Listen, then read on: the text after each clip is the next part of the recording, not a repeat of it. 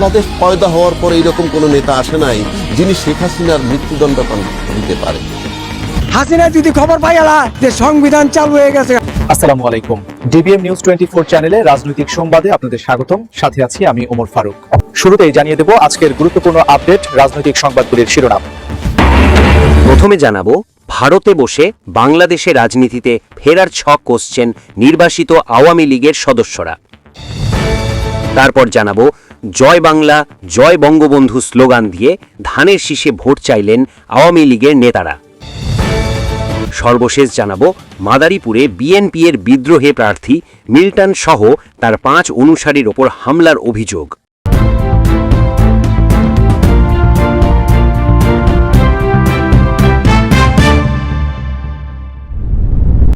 দর্শক, এতক্ষণ শুনলেন সংবাদ শিরোনাম, এখন শুনবেন বিস্তারিত। তবে বিস্তারিত শোনার আগে আমাদের চ্যানেলটিকে সাবস্ক্রাইব করুন। তাহলে চলুন শুরু করা যাক।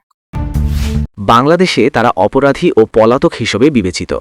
তাদের বিরুদ্ধে মানবতা বিরোধী অপরাধ, হত্যা, রাষ্ট্রদ্রোহ বা অর্থ আত্মসাতের অভিযোগ রয়েছে। কিন্তু কলকাতার শপিং মলের জনাকীর্ণ ফুড কোর্টে আরাম করে ব্ল্যাক কফি আর ভারতীয় ফাস্ট ফুড খেতে খেতে আওয়ামী লীগের নির্বাসিত রাজনীতিবিদেরা রাজনীতিতে ফেরার ছক কষছেন। 16 মাসের বেশি সময় আগে বাংলাদেশের কর্তৃত্ববাদী প্রধানমন্ত্রী শেখ হাসিনার বিরুদ্ধে এক অভ্যুত্থান তাকে নাটকীয়ভাবে দেশ ছাড়তে বাধ্য করে। ক্ষুব্ধ বিক্ষোভকারীদের প্রবল স্রোত তার বাসভবনের দিকে এগিয়ে আসতে থাকায় তিনি ভারতের উদ্দেশ্যে হেলিকপ্টারে উঠে পড়েন। যেসব নাস্তা তিনি পেছনে ফেলে গিয়েছিলেন সেগুলো ছিল রক্তে রঞ্জিত। জাতিসংঘের এক প্রতিবেদন অনুযায়ী জুলাই গণ অভ্যুত্থানে বিক্ষোভকারীদের ওপর শেখ হাসিনার সরকারের দমনপীড়নে আনুমানিক 1400 জন নিহত হয়েছিলেন। এরপর তার দলের হাজার হাজার সদস্যও পালিয়ে যান। আওয়ামী লীগের সমর্থকেরা মব ভায়োলেন্স এবং শেখ হাসিনার শাসনামলে সংঘটিত অপরাধের সংশ্লিষ্টতার জন্য ফৌজদারি মামলার মুখে পড়েছেন, যার সংখ্যা ক্রমেই বাড়ছে। আওয়ামী লীগের 600-র বেশি নেতাকর্মী বাংলাদেশ সীমান্তবর্তী ভারতের শহর কলকাতায় আশ্রয় নিয়েছেন। সেখানে তারা তখন থেকেই আত্মগোপন করে আছেন। তাদের দলীয় কর্মকাণ্ড ও সংগঠনকে চালিয়ে নিতে ভারত একটি গুরুত্বপূর্ণ অবলম্বন হয়ে উঠেছে। গত বছরের মে মাসে অন্তর্বর্তী সরকার জনমতের চাপের কাছে নতি স্বীকার করে আওয়ামী লীগের সব ধরনের কর্মকাণ্ড নিষিদ্ধ করে দেয়। এরপর দলটির নিবন্ধন স্থগিত করে নির্বাচন কমিশন। একই সঙ্গে হত্যা, দুর্নীতি সহ নানা অপরাধের ঘটনায় দলটির শীর্ষ নেতাদের বিরুদ্ধে তদন্ত ও বিচার শুরু করে হাসিনার পতনের পর প্রথমবারের মতো অনুষ্ঠেয় আগামী 12ই ফেব্রুয়ারির নির্বাচনেও দলটির প্রতিদ্বন্দ্বিতা ও প্রচারের ওপর নিষেধাজ্ঞা দেওয়া হয়েছে। আন্তর্জাতিক অপরাধ ট্রাইব্যুনাল গত বছরের শেষের দিকে হাসিনাকে তার শাসনামলের শেষ পর্যায়ে সংঘটিত মানবতা বিরোধী অপরাধের দায়ে মৃত্যুদণ্ড দেন। এরপরও নিজের রাজনৈতিক ক্যারিয়ারের ইতি দেখা থেকে অনেক দূরে থাকা হাসিনা এই রায়কে মিথ্যে বলে নাকচ করেছেন এবং অসংকোচে ভারত থেকে তার প্রত্যাবর্তনের পরিকল্পনা করছেন, যার মধ্যে আসন্ন নির্বাচনে বিঘ্ন ঘটাতে হাজার হাজার সমর্থককে সংগঠিত করার বিষয়ও রয়েছে। ভারতের রাজধানী দিল্লির এক সুরক্ষিত ও গোপন আস্তানা থেকে হাসিনা দিনের বড় একটা সময় বাংলাদেশে থাকা তার কর্মী সমর্থকদের সঙ্গে দলীয় সভা ও ফোনালাপে ব্যয় করেন। তার রাজনৈতিক কর্মকাণ্ডগুলো পরিচালিত হয় ভারত সরকারের সতর্ক নজরদারিতে। শেখ হাসিনা ক্ষমতায় থাকাকালীন তার ঘনিষ্ঠ মিত্র ছিল ভারত। তাকে প্রত্যার্পণের জন্য বাংলাদেশের অনুরোধও এড়িয়ে গেছে দেশটি। দলীয় কৌশল নিয়ে হাসিনার সঙ্গে আলোচনা করতে গত বছরে কলকাতা থেকে দিল্লিতে নিয়মিত দলের জ্যেষ্ঠ নেতাদের ডেকে পাঠানো হয়েছে। আওয়ামী লীগের ছাত্র সংগঠন বাংলাদেশ ছাত্রলীগ, যা বর্তমানে নিষিদ্ধ, তার সভাপতি সাদ্দাম হোসেন তাদের একজন। তিনি বলেন, আমাদের নেত্রী শেখ হাসিনা বাংলাদেশে আমাদের লোকজনের সঙ্গে, আমাদের কর্মী, সমর্থক, দলের নেতা, তৃণমূল পর্যায়ের নেতা ও অন্যান্য পেশাজীবী সংগঠনের সঙ্গে নিয়মিত যোগাযোগ রাখছেন। ভবিষ্যতের সংগ্রামের জন্য তিনি দলকে প্রস্তুত করার চেষ্টা করছেন। ছাত্রলীগকে সন্ত্রাসী সংগঠন হিসেবে তালিকাভুক্ত করেছে অন্তর্বর্তী সরকার।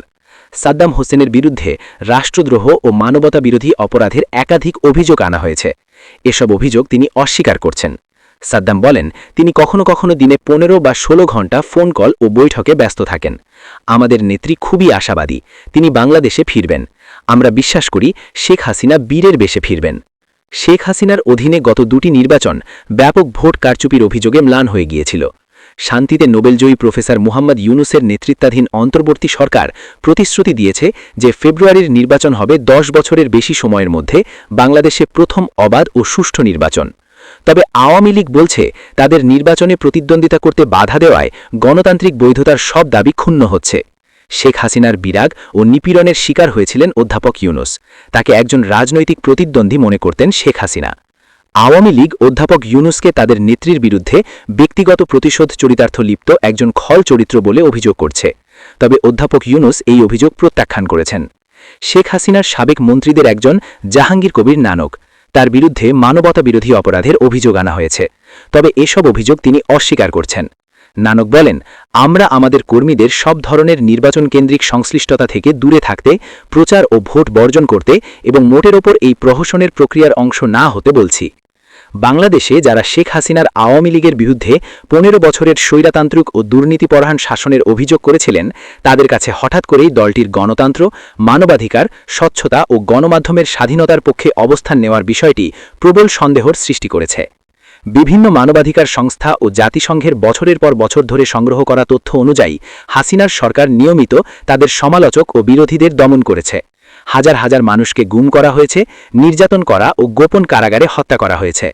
অনেকেই কেবল হাসিনা ক্ষমতাচ্যুত হওয়ার পরই প্রকাশ্যে এসেছেন। সংবাদ মাধ্যমের স্বাধীনতা ও বিচার বিভাগের স্বাধীনতা হরণ করা হয়েছে এবং নির্বাচনগুলোকে সাজানো প্রহসনে পরিণত করা হয়েছিল।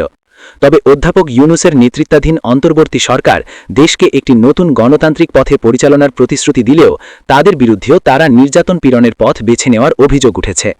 এসব অভিযোগের মধ্যে রয়েছে সাংবাদিকদের বিরুদ্ধে সন্ত্রাস বিরোধী আইনের অপব্যবহার, মত প্রকাশের স্বাধীনতা ও সংখ্যালঘুদের অধিকার রক্ষায় ব্যর্থতা এবং আইন শৃঙ্খলা পরিস্থিতির চরম অবনতি। শেখ হাসিনাকে মৃত্যুদণ্ড দেওয়া ট্রাইব্যুনালও আন্তর্জাতিক মান বজায় না রাখার কারণে সমালোচিত হয়েছে। মব ভায়োলেন্স দেশ জুড়ে পড়িয়ে পড়ে, যাকে শেখ হাসিনার শাসনামলের কর্মকাণ্ডের প্রতিশোধ এবং বদলার কথা বলে ন্যায্যতা দেওয়া হয়। আওয়ামী লীগের অভিযোগ, রাজনৈতিক প্রতিপক্ষ তাদের শত শত কর্মীর ওপর হামলা করেছে, হত্যা করেছে বা জামিন ছাড়াই তাদের কারাগারে আটক রাখা হয়েছে। আওয়ামী লীগের অনেক কর্মী সমর্থক এখনও আত্মগোপনে আছেন। সাদ্দাম হোসেন বলেন, কারাগারে যেতে হবে সেই ভয়ে কলকাতায় থাকছি না, আমরা এখানে আছি কারণ দেশে ফিরলে আমাদের হত্যা করা হবে। ভূ রাজনৈতিক টানাপড়েন। কলকাতা ও দিল্লিতে আওয়ামী লীগের আক্রিয় প্রতিপত্তি ভারতের জন্য ক্রমবর্ধমান অস্বস্তিকর প্রশ্ন তৈরি করছে।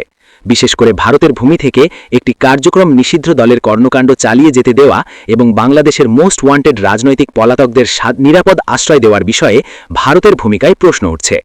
হাসিনার পতনের পর থেকে ভারত ও বাংলাদেশের সম্পর্ক অবনতি ঘটেছে। কলকাতায় অবস্থান করা আওয়ামী লীগের নেতারা বলেছেন, ভারত থেকে তাদের দেশে ফেরত পাঠিয়ে দেওয়া হবে, এ নিয়ে তাদের কোনো ভয় নেই। সম্প্রতি এই ভূ রাজনৈতিক টানাপড়েন তীব্র মাত্রা নেয় যখন হাসিনা দিল্লিতে এক জনকীর্ণ সভায় প্রথম জনসমক্ষে ভাষণ দেন। তার গোপন বাসস্থান থেকে ধারণ করা একটি অডিও বার্তায় তিনি আসন্ন নির্বাচনের নিন্দা জানান এবং একই সঙ্গে অন্তর্বর্তী সরকারের বিরুদ্ধে বিভিন্ন অভিযোগ করেন। এ নিয়ে ক্ষোভ ও দপ্তরাস প্রকাশ করে বাংলাদেশের পররাষ্ট্র মন্ত্রণালয়, বলে ভারতের রাজধানীতে এ ধরনের আয়োজনের অনুমতি দেওয়া এবং গণহত্যাকারী হাসিনাকে প্রকাশ্যে বিদ্বেষমূলক ভাষণ দেওয়ার সুযোগ করে দেওয়া এটি বাংলাদেশের জনগণ ও সরকারের প্রতি একটি স্পষ্ট অবমাননা। ভারত সরকার এর কোনো জবাব দেয়নি। আওয়ামী লীগের শাসনামলে মানবাধিকার লঙ্ঘনের যেসব অভিযোগ আনা হয়েছে সে বিষয়ে কলকাতায় আরামদায়ক বাসস্থানে থাকা দলের শীর্ষ নেতাদের মধ্যে প্রায় কোনো অনুশোচনা বা অনুতাপ দেখা যায়নি। অধিকাংশ নেতাই তাদের ক্ষমতা থেকে উচ্ছেদ করা আন্দোলনকে একটি জনপ্রিয় সুবিধ হিসেবে মেনে নিতে রাজি নন, বরং তারা দাবি করছেন এটি একটি ক্ষুদ্র গোষ্ঠীর রাজনৈতিক প্রচেষ্টা। কলকাতার উপকণ্ঠে কঠোর নিরাপত্তা বেষ্টিত এলাকায় একটি বিলাসবহুল ভবনে থাকা আওয়ামী লীগের যুগ্ম সাধারণ সম্পাদক ও সাবেক সাংসদ আফম বাহাদুর নাসিম বলেন, ওটা কোনো স্বতঃস্ফূর্ত বিপ্লব ছিল না, এটা ছিল আমাদের গণতান্ত্রিক সরকারকে উচ্ছেদ করার জন্য সন্ত্রাসীদের ক্ষমতা দখল। তিনি যে হত্যা ও মানবতা বিরোধী অপরাধের অভিযোগের মুখোমুখি হয়েছেন সে বিষয়ে প্রতিক্রিয়া জানাতে গিয়ে হেসে পড়েন। তিনি বলেন, মিথ্যে মিথ্যে মিথ্যে।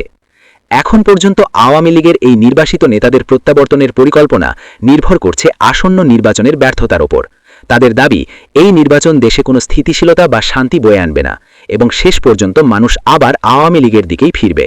2024 সালের অগাস্ট থেকে কলকাতায় অবস্থান করা আওয়ামী লীগের সাবেক সাংসদ তানভীর শাকিল জয় দলের যারা অতীতের ভুল স্বীকার করছেন হাতে গোনা তাদের মধ্যে একজন। জয় বলেন, আমি স্বীকার করছি যে আমরা সাধু ছিলাম না, আমরা কর্তৃত্ববাদী ছিলাম, আমরা পুরোপুরি গণতান্ত্রিক ছিলাম না। আমি একমত যে 2018 সালের নির্বাচন পুরোপুরি ঠিকমতো হয়নি। আমরা আশা করেছিলাম যে সেটি আরও সুষ্ঠু ও স্বচ্ছ হতে পারত। এটা দুর্ভাগ্যের। দুর্নীতি ও লুটপাটের বিষয়ে জয়ের স্বীকারোক্তি অবশ্যই অনিয়ম ছিল, এমন কিছু আর্থিক লেনদেন হয়েছে যেগুলো হওয়া উচিত হয়নি এবং এর দায় আমাদের নিতে হবে। তবে শেখ হাসিনার ১৫ বছরের শাসনামলে রাষ্ট্রীয় কোষাগার থেকে আনুমানিক $200 বিলিয়ন পাচারের অভিযোগ নাকচ করেন জয়। কলকাতায় অবস্থান করা অন্যান্যদের মতো জয়ও জোর দিয়ে বলেন ভারতে তার এই নির্বাসন দীর্ঘায়িত হবে না, যদিও তিনি মেনে নিয়েছেন যে শেষ পর্যন্ত দেশে ফিরলে তার জন্য হয়তো কারাগারই অপেক্ষা করছে। তিনি বলেন, এখন আমাদের জন্য সবকিছু খুব খারাপ, কিন্তু মনে করি না যে বেশি দিন এমন থাকবে। মাদারীপুর ১ শিবচর আসনে বিএনপির প্রার্থী নাদিরা আক্তারের উঠান বৈঠকে উপস্থিত হয়েছেন দীর্ঘদিন পলাতক থাকা কার্যক্রম নিষিদ্ধ আওয়ামী লীগের আলোচিত অন্তত ২০ জন নেতাকর্মী। বিএনপির প্রার্থীকে বিজয়ী করতে তারা এই উঠান বৈঠকে হাজির হয়ে দিয়েছেন বক্তব্য। জয় বাংলা, জয় বঙ্গবন্ধু স্লোগান দিয়ে চেয়েছেন ধানের শীষে ভোটও। গতকাল সন্ধ্যায় শিবচর পৌরসভার খান বাড়িতে অনুষ্ঠিত এক উঠান বৈঠকে এই ঘটনা ঘটে। আওয়ামী লীগের এসব নেতার দাবি, তারা প্রাক্তন চিফ হুইপ নূর ই আলম চৌধুরীর লিটনের নির্দেশে ধানের শীষের প্রার্থীর পক্ষে নির্বাচনী প্রচারণায় সমর্থন জানাচ্ছেন। আওয়ামী লীগের এমন প্রচারকে ঘিরে স্থানীয় রাজনীতিতে